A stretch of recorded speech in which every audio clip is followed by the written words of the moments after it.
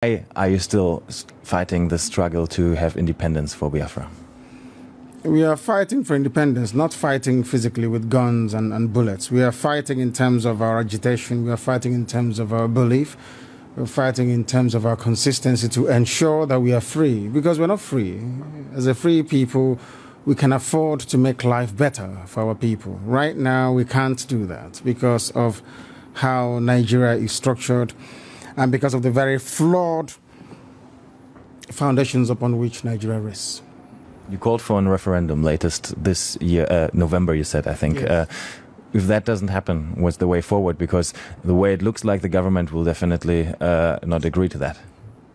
Then there'll be no elections in Biafra land. No more elections here. They can put whoever they like in office.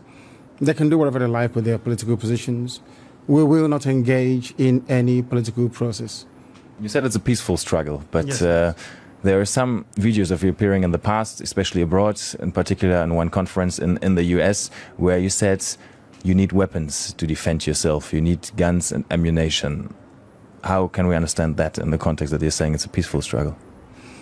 I'm sure you've heard about the Fulani headsmen killing people all over the place. Have you heard about it? Of course. Exactly. So how do you intend to defend yourself against Fulani headsmen without guns and bullets? They've been killing our people, raping our women, destroying crops in the farms, and no one does anything about it. Is that how human beings are supposed to live? So, and you have the right to arm yourself and defend yourself with arms in that context? Self-defense is recognized even by all the known laws of the UN. Is that not correct? We have the right. If somebody were to barge into this very interview now wielding a machete or an AK-47, are you suggesting we should let them get away with it? You were detained for almost 2 years, from 2015 on, and actually there was no trial. No trial ever happened, and despite several court rulings that said you were supposed to be released, you were not released. Yes. Do you think you were treated in a fair way by the government? Or rather also by the justice system? No, not fairly, because Nigeria is not a civilized country. People behave like animals. They're not reasonable enough. They're not disciplined enough. They are not mentally developed enough to run a transparent civil society. For them, they have a feudal mindset where you have the ruling class and, a multitude of poverty-stricken people who never utters any word in rebellion or to even ask questions about their plight. That is one thing we are determined to challenge. Don't you think you insult a lot of Nigerians with that? I'm being very kind, to be honest. I could have used far more harsher words to describe them. I'm being very kind. So generally you don't think very positive of your countrymen then, obviously? They are not... When you say positive, no, as individuals, perhaps there are a few good people amongst them, but as a collective, it's an absolute mess. And you can see for yourself. Didn't you go through the roads and see how horrible they are? Didn't you see how unkempt everywhere is? How filthy and dirty everywhere is?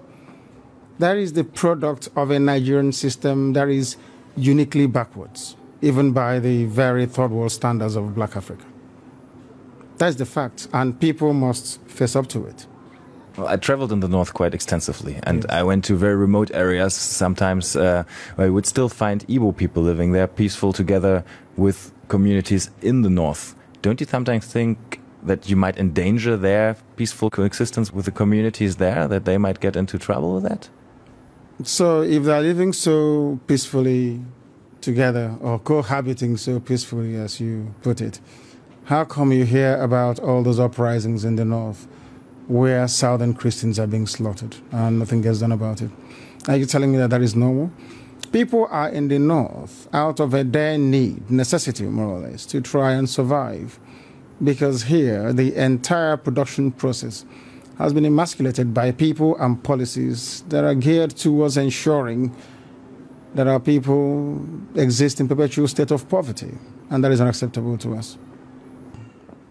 What we're asking the world to recognize is that we want to live in peace, not in pieces. We want to live in peace, just to allow us to be.